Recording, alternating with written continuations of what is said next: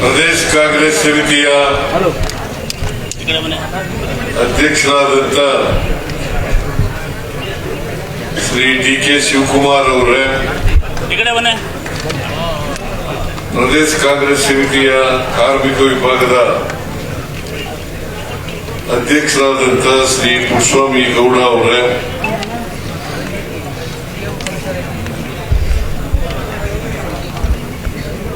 ವಿಧಾನ ಪರಿಷತ್ತಿನ ಮುಖ್ಯ ಸಚೇತಕರಾದಂತ ಶ್ರೀ ಸಲೀಂ ಅಹಮದ್ ಅವರೇ,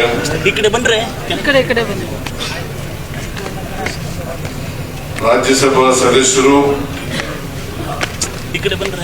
ಪ್ರದೇಶ ಕಾಂಗ್ರೆಸ್ ಸಮಿತಿಯ ಕಾರ್ಯಾಧ್ಯಕ್ಷರಾದಂತ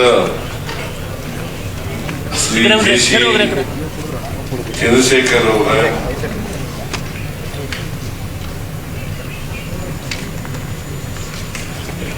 ಶ್ರೀ ಎಚ್.ಎಂ. ರೇವಣ್ಣ ಅವರೇ, ಅಧ್ಯಕ್ಷರು, ಗ್ಯಾರಂಟಿ ಅನುಷ್ಠಾನ ಸಮಿತಿಯ ಅಧ್ಯಕ್ಷರಾದಂತ ಶ್ರೀ ರೇವಣ್ಣ ಅವರೇ,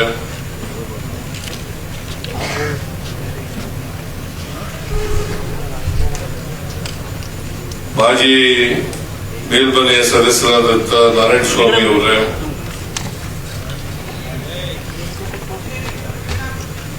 ಯುವ ಕಾಂಗ್ರೆಸ್ಸಿನ ಅಧ್ಯಕ್ಷರಾದಂತ ಮಂಜುನಾಥ್ ಗೌಡ ಅವರೇ, ವೇದಿಕೆ ಮೇಲೆ ಆಸೀನರಾಗಿರ್ತಕ್ಕಂಥ ಎಲ್ಲ ಕಾರ್ಮಿಕ ವಿಭಾಗದ ಪದಾಧಿಕಾರಿಗಳೇ, ಪಕ್ಷದ ಮುಖಂಡರುಗಳೇ, ಇಲ್ಲಿ ಆಗಮಿಸಿರ್ತಕ್ಕಂಥ ಕಾರ್ಮಿಕ ಸಂಘಟನೆಯ ಮುಖಂಡರುಗಳೇ, ಕಾರ್ಮಿಕ ಬಂಧುಗಳೇ, ತಾಯಂದಿರೇ, ಇತರ ಎಲ್ಲ ಕಾರ್ಯಕರ್ತ ಬಂಧುಗಳೇ, ಇವತ್ತು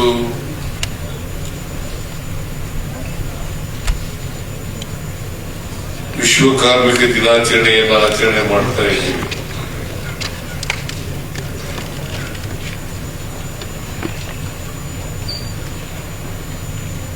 ಸಾವಿರದ 886 ಚಿಕಾಗೋನಲ್ಲಿ ಒಂದು ದೊಡ್ಡ ಹೋರಾಟ ನಡೆಯಿತು ಕಾರ್ಮಿಕರದು. ಎಲ್ಲ ಕಾರ್ಮಿಕ ಸಂಘಟನೆಗಳೆಲ್ಲ ಸೇರ್ಕೊಂಡು ದೊಡ್ಡ ಹೋರಾಟವನ್ನ ಮಾಡಿದ್ರು. ಅವ್ರ ಬೇಡಿಕೆ ಏನಿತ್ತಪ್ಪ ಅಂತಂದ್ರೆ, ಕೆಲಸದ 8 ಗಂಟೆಗಳ ಕಾಲ ಮಾಡಬೇಕು, 8 ಗಂಟೆಗಳು ವಿಶ್ರಾಂತಿ ಬೇಕು, 8 ಗಂಟೆಗಳು ಮನೋರಂಜನೆ ಕಾರ್ಯಕ್ರಮಕ್ಕೆ ಬೇಕು, ಮನೋರಂಜನೆಗಾಗಿ 8 ಗಂಟೆಗಳು ಬೇಕು. ಕೇಳಿಸ್ತಾ ಇಲ್ವಾ? ಕೇಳಿಸ್ತಾ ಇದೆಯಾ? ಕೇಳಿಸ್ತಾ ಇದೆಯಾ ಅಂತಾರಲ್ಲಮ್ಮ.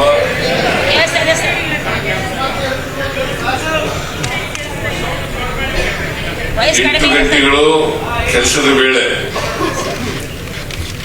8 ಗಂಟೆಗಳು ವಿಶ್ರಾಂತಿ, ನಿದ್ದೆ ವಗೈರೆ, ಆಮೇಲೆ 8 ಗಂಟೆಗಳು ಮನೋರಂಜನೆಗಾಗಿ ಬೇಕಾಗಿರ್ತಕ್ಕಂಥದ್ದು. ಇದನ್ನ ಮುಂದಿಟ್ಟುಕೊಂಡು ಹೋರಾಟ ಮಾಡಿದ್ರು. ಅದಕ್ಕಿಂತ ಮುಂಚಿತವಾಗಿ ಸುಮಾರು 14 ಗಂಟೆಗಳಿಂದ 18 ಗಂಟೆಗಳ ಕಾಲ ಕೆಲಸ ಮಾಡಬೇಕಾಗಿತ್ತು ಕಾರ್ಮಿಕರು. ಅದಾದ್ಮೇಲೆ 8 ಗಂಟೆಗಳ ಕಾಲ ಕೆಲಸ ಮಾಡ್ತಕ್ಕಂಥ ಪರಿಸ್ಥಿತಿ ನಿರ್ಮಾಣ ಆಯಿತು ಈ ಹೋರಾಟ ಆದ್ಮೇಲೆ. ಆ ದಿನವನ್ನೇ, ಈ ಹೋರಾಟದ ದಿನ ಇದೆಯಲ್ಲ, ಕಾರ್ಮಿಕರ ಹೋರಾಟ ದಿನ ಇದೆಯಲ್ಲ, ಆ ದಿನವನ್ನೇ ವಿಶ್ವ ಕಾರ್ಮಿಕರ ದಿನಾಚರಣೆ ಅಂತೇಳಿ ಆಚರಣೆ ಮಾಡ್ತಾ ಇದ್ದೀವಿ. ಇವತ್ತು ಎಲ್ಲ ಕಾರ್ಮಿಕ ವರ್ಗದವರಿಗೆ ದೇಶದ ಮತ್ತು ರಾಜ್ಯದ ವಿಶ್ವದ ಕಾರ್ಮಿಕ ದಿನಾಚರಣೆಯ ಶುಭ ಹಾರೈಕೆಗಳನ್ನು ಮಾಡಲಿಕ್ಕೆ ಬಯಸ್ತಾ ಇದ್ದೇನೆ.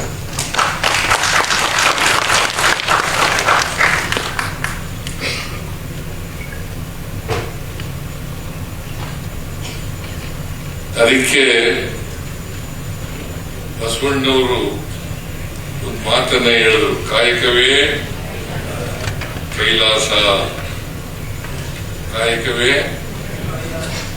ಯಾವುದೇ ಕೆಲಸ ಮಾಡಲಿ ಅದು ಸಮಾನ ಗೌರವ ಇರ್ತಕ್ಕಂಥ ಕೆಲಸ. ಕೆಲಸದಲ್ಲಿ ಮಾಡಲಿ ಮೇಲುಗಡೆ ಮಾಡಲಿ ಎಲ್ಲರೂ ಸಮಾನರೇ, ಮತ್ತೆ ಸಮಾನ ಗೌರವ ಇರ್ತಕ್ಕಂಥ ಕೆಲಸ. ಅದಕ್ಕೋಸ್ಕರನೇ ಕಾಯಕವೇ ಕೈಲಾಸ ಅಂತ ಹೇಳಿದ್ರು. ಈ ಕಾರ್ಮಿಕರಿದಾರಲ್ಲ, ದೇಶದ ಸಾಮಾಜಿಕ ಆರ್ಥಿಕ ಮತ್ತು ನಿರ್ಮಾಣ ಕಾರ್ಯದಲ್ಲಿ ಇವರು ಬೇಕೇ ಬೇಕು. ದೇಶದ ಸಾಮಾಜಿಕ ಆರ್ಥಿಕ ಅಭಿವೃದ್ಧಿ ಆಗ್ಬೇಕಾದ್ರೆ, ದೇಶದ ಸಂಪತ್ತು ನಿರ್ಮಾಣ ಆಗ್ಬೇಕಾದ್ರೆ ಕಾರ್ಮಿಕರು ಅಗತ್ಯ. ಅದಕ್ಕೋಸ್ಕರನೇ ಇವರು ಕಾರ್ಮಿಕರಲ್ಲ, ದೇಶದ ಸಂಪತ್ತಿನ ಅಭಿವೃದ್ಧಿಯ ಶಿಲ್ಪಿಗಳು ಅಂತ ಕರೀತಾರೆ.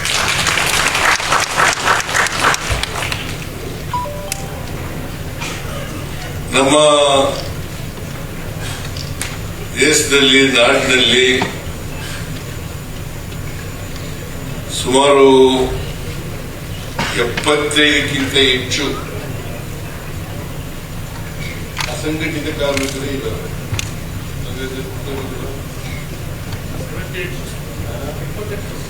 75ಕ್ಕಿಂತ ಹೆಚ್ಚು ಅಂತ ಹೇಳ್ತಾರೆ, ಸುಮಾರು 75.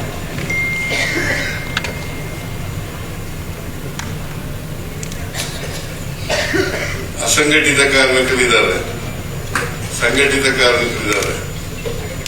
ರಾಹುಲ್ ಗಾಂಧಿಯವರು ಮತ್ತು ಇತರ ಎಲ್ಲ ಮುಖಂಡರುಗಳು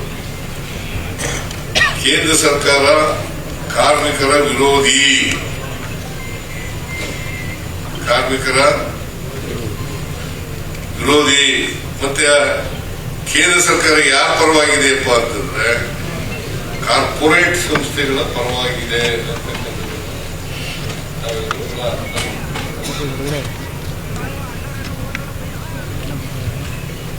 ನಮ್ಮ ಸರ್ಕಾರ ಅಂದ್ರೆ ಕಾಂಗ್ರೆಸ್ ಸರ್ಕಾರ ಯಾವಾಗಲೂ ಕೂಡ ಕಾರ್ಮಿಕರ ಪರವಾಗಿದ್ದೀವಿ. ಕಾರ್ಮಿಕರನ್ನ ಗೌರವಿಸ್ತಕ್ಕಂಥ ಕೆಲಸವನ್ನ ಮಾಡ್ತೀವಿ. ಮತ್ತೆ ನಮ್ಮ ರಾಜ್ಯ ಸರ್ಕಾರ ಅನೇಕ ಕಾರ್ಮಿಕರಿಗೆ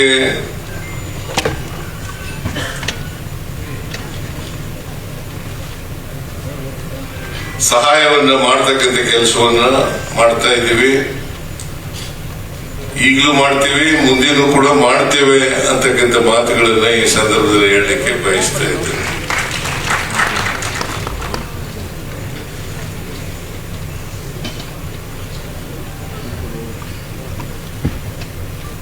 ನಮ್ಮ ಕಾರ್ಮಿಕರು ಕೆಲಸದ ವೇಳೆಯಲ್ಲಿ ಮೃತಪಟ್ಟರೆ ಅವರಿಗೆ ಕೊಡ್ತಾ ಇದ್ದಂತ ಸುಮಾರು 5 ಲಕ್ಷ ಪರಿಹಾರ ಕೊಡ್ತಾ ಇತ್ತು. ಈಗ 8 ಲಕ್ಷಕ್ಕೆ ಏರಿಸ್ತಕ್ಕಂಥ ಕೆಲಸವನ್ನು ಮಾಡಿದ್ದೀವಿ. ಆಮೇಲೆ ಅದೇ ರೀತಿ ಸಹಜ ಮರಣ ಆಗುವಂತಾರಲ್ಲ, ಅವರ ಸಂಸ್ಕಾರಕ್ಕೆ 75,000 ಕೊಡ್ತಾ ಇದ್ರು. ಅದನ್ನ 1.5 ಲಕ್ಷ ರೂಪಾಯಿಗೆ ಏರಿಕೆ ಮಾಡತಕ್ಕಂಥ ಕೆಲಸವನ್ನು ಮಾಡಿ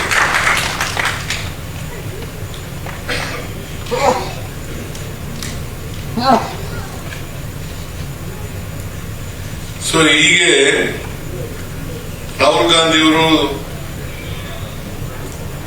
ಎಲ್ಲಿಗೆ ಕರೆದಿದ್ರು ನಮಗೆ ಕಿಗ್ ವರ್ಕರ್ಸ್ ಪರವಾಗಿ ಚರ್ಚೆ ಮಾಡಲಿಕ್ಕೆ ನನಗೆ ಸಂತೋಷ್ ಲಾಡ್ಗೆ ಮತ್ತೆ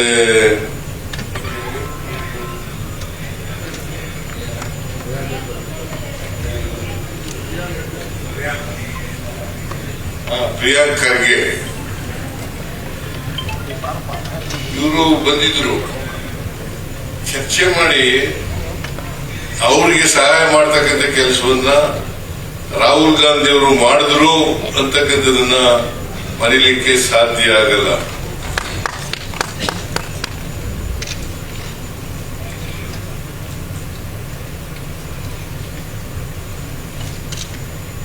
ಅದಕ್ಕೆ ಕರ್ನಾಟಕ ರಾಜ್ಯ ಗೀಗ್ ಕಾರ್ಮಿಕರ ವಿಮಾ ಯೋಜನೆಯಡಿ ಒಟ್ಟು 30,256 ಗೀಗ್ ಕಾರ್ಮಿಕರನ್ನು ನೋಂದಾಯಿಸಲಾಗಿದ್ದು, ಈ ಯೋಜನೆಯಡಿ ಅಪಘಾತ ಮರಣ ಪ್ರಕರಣದಲ್ಲಿ 4 ಲಕ್ಷಗಳ ಪರಿಹಾರ ಕೊಡಲಿಕ್ಕೆ ತೀರ್ಮಾನ ಮಾಡಿದ್ದೀವಿ.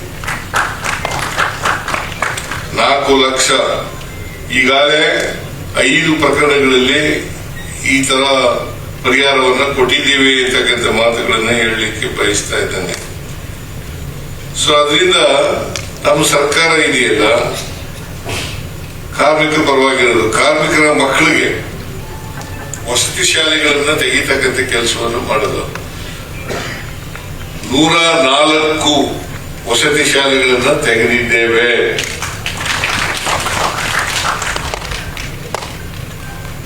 ಈ ಶ್ರಮಿಕ ವರ್ಗ ಇದೆಯಲ್ಲ, ಇವ್ರ ಮಕ್ಕಳುಗಳು ಕೂಡ ಉತ್ತಮವಾದಂತ ಶಿಕ್ಷಣವನ್ನು ಪಡ್ಕೊಳ್ಬೇಕು ಅಂತಕ್ಕಂಥ ಉದ್ದೇಶದಿಂದ 2026-27ಕ್ಕೆ ನಾವು ಈ ವಸತಿ ಶಾಲೆಗಳನ್ನು 104 ವಸತಿ ಶಾಲೆಗಳನ್ನ ತೆಗಿತಕ್ಕಂಥ ಕೆಲಸವನ್ನು ಮಾಡಿದ್ದೇವೆ.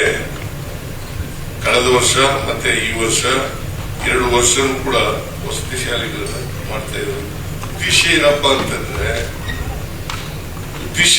ಅಂತಂದ್ರೆ ವಸತಿ ಶಾಲೆಗಳಲ್ಲಿ ಈಗ ಈ ಸಾರಿ ವಸತಿ ಶಾಲೆಗಳಲ್ಲಿ 99.42% ಮಕ್ಕಳು ತೇರ್ಗಡೆ ಆಗಿದ್ದಾರೆ. 99.42% ಅಂದ್ರೆ -6.8 ಅಲ್ಲ 5.8. ಇದು ಬಿಟ್ರೆ ಇನ್ನು ಉಳಿದವರೆಲ್ಲ ಪಾಸ್ ಆಗಿದ್ದಾರೆ. ಈ ವಸತಿ ಶಾಲೆಗಳನ್ನು ಯಾಕೆ ಮಾಡ್ತಾ ಇದ್ದೀವಿ ಅಂತಂದ್ರೆ ಕಾರ್ಮಿಕರ ಮಕ್ಕಳು ಕೂಡ ಬುದ್ಧಿವಂತರಾಗಬೇಕು, ಹೆಚ್ಚು ಜನ ಪಾಸ್ ಆಗಬೇಕು, ಅವರು ಕೂಡ ಡಾಕ್ಟರ್ಗಳಾಗಬೇಕು, ಇಂಜಿನಿಯರ್ಗಳಾಗಬೇಕು, ಪ್ರೊಫೆಸರ್ಗಳಾಗಬೇಕು, ಸೈಂಟಿಸ್ಟ್ಗಳಾಗಬೇಕು ಅಂತಕ್ಕಂಥ ಉದ್ದೇಶದಿಂದ ಈ ತರ ವಸತಿ ಶಾಲೆಗಳನ್ನು ತೆರೀತಕ್ಕಂಥ ಕೆಲಸವನ್ನ ಮಾಡಿದ್ದೀವಿ. ಮೊದಲು ವಸತಿ ಶಾಲೆಗಳು ಪರಿಶಿಷ್ಟ ಜಾತಿ ಅವರು ಮಾತ್ರ ಇದ್ದದ್ದು. ಈಗ ಎಲ್ಲ ಬ್ಯಾಕ್ ಕ್ಲಾಸು ಕಾರ್ಮಿಕರು ಅವ್ರಿಗೆಲ್ಲರಿಗೂ ಕೂಡ ವಸತಿ ಶಾಲೆಗಳನ್ನ ಮತ್ತೆ ಮೈನಾರಿಟೀಸು ಇವ್ರಿಗೆಲ್ರಿಗೂ ಕೂಡ ವಸತಿ ಶಾಲೆಗಳನ್ನ ತೆಗೀತಕ್ಕಂಥ ಕೆಲಸಗಳನ್ನ ಮಾಡ್ತಾ ಇದ್ದೀವಿ. ಒಟ್ಟಾರೆಯಾಗಿ ನಮ್ಮ ಸರ್ಕಾರ ಕಾರ್ಮಿಕರ ಪರವಾಗಿದೆ ಅಂತಕ್ಕಂಥ ಮಾತುಗಳನ್ನ ಈ ಸಂದರ್ಭದಲ್ಲಿ ಹೇಳಲಿಕ್ಕೆ ಬಯಸ್ತಾ ಇದ್ದೀನಿ. ಆಮೇಲೆ ಬಾಬಾ ಸಾಹೇಬ್ ಅಂಬೇಡ್ಕರ್ ಅವರು ಕಾರ್ಮಿಕ ಸಚಿವರಾಗಿದ್ದರು. ಮತ್ತೆ ಅವ್ರ ಕಾಲದಲ್ಲಿ ಅನೇಕ ಕಾನೂನುಗಳನ್ನು ಮಾಡಿದ್ರು. ಆ ಕಾನೂನುಗಳ ರೀತಿಯ ಅವೆಲ್ಲವೂ ಕೂಡ ಕಾರ್ಮಿಕರ ಹಿತ ಕಾಯತಕ್ಕಂಥ ಕೆಲಸವನ್ನ ಮಾಡತಕ್ಕಂಥ ಕಾನೂನುಗಳನ್ನು ಮಾಡಿದ್ರು ಅಂತಕ್ಕಂಥದ್ದನ್ನ ಈ ಸಂದರ್ಭದಲ್ಲಿ ಸ್ಮರಿಸಿಕೊಳ್ಳಲಿಕ್ಕೆ ಬಯಸ್ತೇನೆ. ಜಗಜೀವನ್ ರಾಮ್ ಅವರು ಕೂಡ ಕಾರ್ಮಿಕರಿಗೋಸ್ಕರ ಕೆಲಸ ಮಾಡಿದ್ರು ಅಂತಕ್ಕಂಥದ್ದನ್ನ ಈ ಸಂದರ್ಭದಲ್ಲಿ ಸ್ಮರಿಸಿಕೊಳ್ತಾ ಬಹಳ ಜನ ಖಾಲಿ ಮಾಡಿಬಿಟ್ಟಿದ್ದಾರೆ. ಸ್ವಾಮಿಗೌಡ ಊಟಿಗೆ ಹೋಗ್ತಿದ್ದಾರೆ ಕಾರ್ಮಿಕರಿಗೆ. ಅದಕ್ಕೆ ನನಗೆ ಮಾತಾಡ್ಲಿಕ್ಕೆ ಉತ್ಸಾಹನೇ ಇಲ್ಲ ಅಲ್ವಾ? ಹಾ?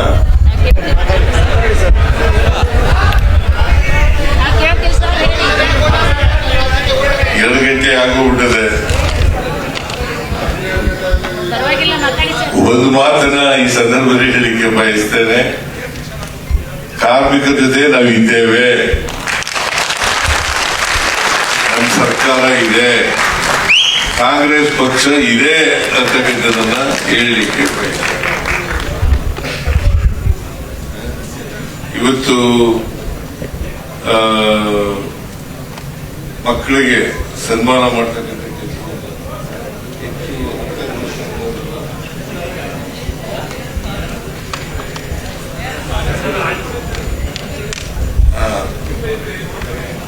ಸನ್ಮಾನ ಮಾಡಿದ್ದೀರಿ, ಬಹಳ ಸಂತೋಷ. ಕೃಷ್ಣಾಮಿಗೌಡರಿಗೆ ಮತ್ತು ನಿಮ್ಗೆಲ್ಲರಿಗೂ ಕೂಡ ಧನ್ಯವಾದಗಳನ್ನ ಹೇಳ್ತಾ ಇಡೀ ಕಾರ್ಮಿಕ ವರ್ಗದವರಿಗೆ ಈ ಸಂದರ್ಭದಲ್ಲಿ ಶುಭಾಶಯಗಳನ್ನು ಕೋರ್ಲಿಕ್ಕೆ ಬಯಸ್ತಾ ಇದ್ದೇನೆ.